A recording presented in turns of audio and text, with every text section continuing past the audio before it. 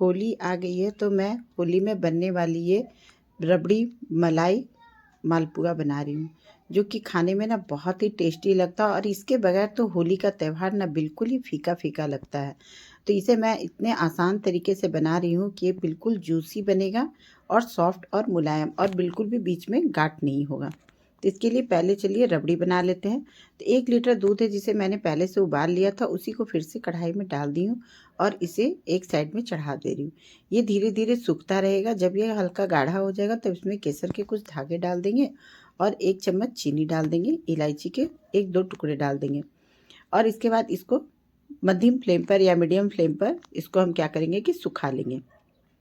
इसे बहुत ज़्यादा नहीं सुखाना है। रबड़ी तो बनाना बहुत आसान है। हल्का जब ये गाढ़ा हो जाएगा तब हम चूल्हे को बंद कर देंगे, क्योंकि ठंडा होने के बाद और भी ज़्यादा गाढ़ा होगा। अब चलिए पुए के लिए घोल बना लेते हैं। तो इधर एक बर्तन ली हूँ और थोड़ा सा खोआ ली हूँ। ये खोआ भी घर का बनाया हुआ है। दूध को जब खूब अच्छी तरह से सुखा लेते हैं तो ये खोआ तैयार हो जाता है। चाहे तो आप इसको मार्केट से भी ला सकते हैं। और इसके ऊपर हल्का सा गुनगुना दूध डालेंगे ना, तो ये क्या होगा कि अच्छी तरह से घुल जाएगा खोआ दूध में।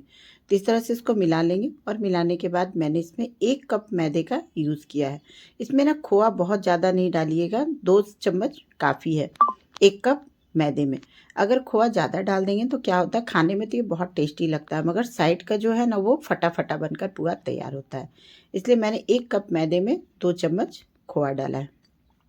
और मैदे को भी 2 बार करके डाली हूँ और थोड़ा थोड़ा दूध डालती जा रही हूँ और इसको मिलाते जाएंगे। तो ये खूब अच्छा सा घोल बनकर तैयार होगा। बिल्कुल भी इसमें गांठ नहीं बनेगा अगर 2 बार मैदे डालेंगे तो। इस तरह से घुमा घुमा करके हम घोल को रेडी कर लेते हैं। जब ये घोल रेडी हो जाएगा तब इसमें मैंने 2 चम्मच सूजी का इस्तेमाल किया, जिससे हल्का सा करारा भी रहेगा साइड साइड। तो 2 चम्मच सूजी डाली हूँ और 2 चम्मच ही इसमें चीनी डाल रही हूँ। और 1 चम्मच सौंफ है, बहुत बारीक वाला जो हरा वाला सौंफ है ना उसी को। इसलिए मैंने इसको दरदरा नहीं किया, हाथ से ही रगड़ कर डाल रही हूँ।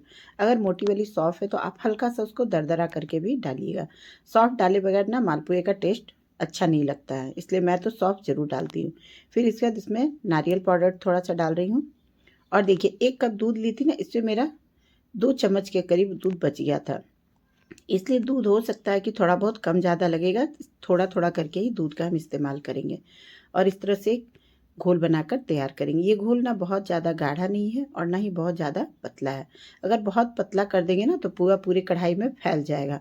और मोटा घोल रखेंगे तो क्या होगा कि वो गांठ गांठ बीच में बना हुआ जैसा ही मालपुआ तैयार होगा। तो अब इस घोल को भी हम साइड में रख देते हैं 5 से 10 मिनट रेस्ट के लिए। और इधर चाशनी बना लेते हैं तब तक। तो एक बर्तन चढ़ाई हूँ, उसमें 1 कप चीनी डाली हूँ और 1 कप पानी डाली हूँ। अब जब चाशनी बनाना भी इसका बहुत आसान है, क्योंकि इसमें हमें किसी भी तरह का तार वाली चाशनी नहीं बनाना, सिर्फ चिपचिपी चाशनी बनाकर तैयार करेंगे। तो यहाँ पर जब चीनी गल जाएगा और इसमें उबाल आने लगेगा तब इसमें केसर के कुछ धागे डाल देते हैं। और इसी समय में आप इलायची के दाने को भी डाल सकते हैं। तो यहाँ पर अब जब उबलने लगा केसर डालने के बाद में और चिपचिपी चाशनी हो जाएगी तैयार। जब चीनी गल जाएगा और 2 मिनट घड़ी देख के 2 से 3 मिनट आप इसको पका देंगे ना, इतने में ये चाशनी तैयार हो जाता है। तो देखिए ये चाशनी बिल्कुल तैयार हो गया है ना, एकदम चिपचिपा और बहुत छोटा सा तार जैसा बन रहा है। तो इतना ही बनाना। और इसमें मैंने थोड़ा सा ना रोज़ वाटर डाल दिया है।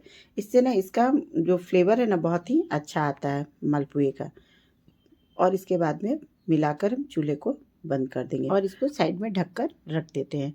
और इसके बाद चलिए मालपुए की घोल को देख लेते हैं। तो मालपुए का घोल को भी रखे हुए 10 से 15 मिनट हो गया है और सूजी भी अच्छी तरह से फूल गया है।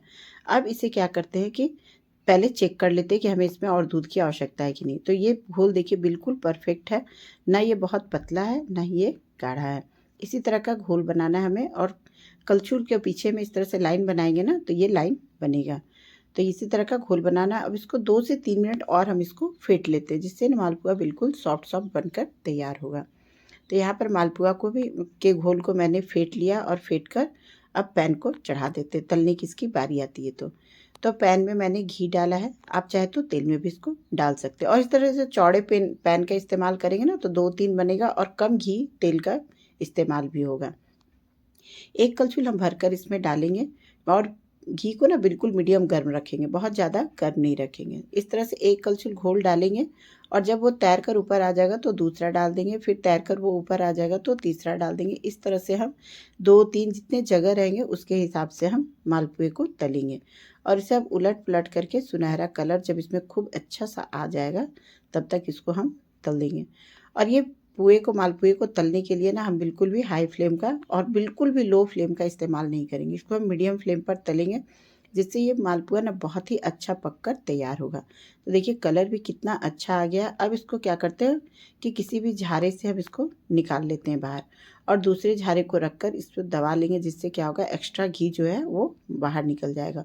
और इसके बाद चाशनी में हम इसको डाल देंगे। और चाशनी में जब मालपुए को डालेंगे ना तो हल्का सा चाशनी को गुनगुना रखेंगे, बिल्कुल ठंडा चाशनी में नहीं डालेंगे। तो यहाँ पर इसी तरह से मैंने मालपुए को चाशनी में डाल दिया, जो चाशनी गुनगुना है। और क्या करते हैं कि दूसरे बैच का इसमें हम मालपुए को फिर डाल देंगे। तो यहाँ पर देखिए चाशनी में मैंने डालकर इसको उलट पलट दिया और फ्लेम को यहाँ पर बिल्कुल स्लो कर दी, ताकि जो घी का टेम्परेचर है थोड़ा सा कम हो जाए।